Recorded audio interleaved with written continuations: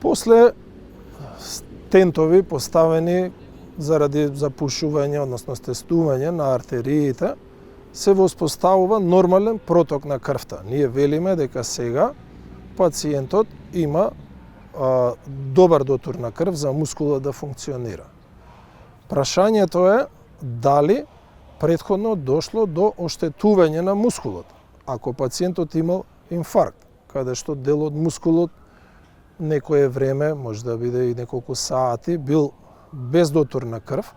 тоа доведува до оштетување на мускулот. Во зависност какав дел од мускулот е оштетен, треба да се процени каква е сега новата здравствена состојба на пациентот и да се процени кога да се отпочне со физичка активност. Во принцип, таму кај што немаме оштетување, кај што сме констатирале дека има стеснување на артерија, диагностицирано на ехо, стрес тест или заради болки кај пациентот, сме воспоставиле нормален проток на крв, пумпата е здрава, велиме веќе после 2-3 недели пациентот се враќа во нормална физичка активност која што ја практикувал пред да се случи настанот, и после тоа постепено со зголемување на оптеретувањето, време траењето на вежбите, да се достигне препорачаното ниво од 30 на минути физичка активност дневно, односно 150 минути минимум во неделата. Сега, што со пациентите кои што имаат, например,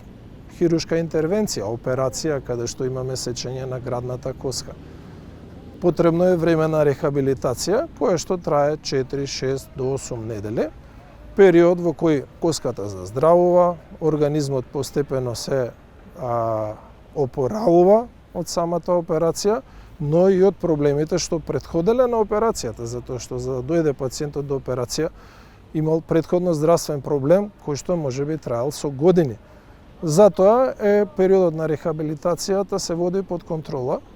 на стручен тим, доктор, екипа, која што следи состојбата, постепено го зголемува оптеретувањето и намерата е во некој период од 6 до 8 недели пациентот да се врати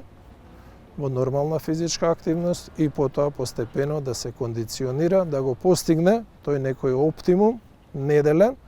нормално према неговите можности во зависност од колку е неговото здравје, односно неговото срце сега начнато или оштетено. Целта е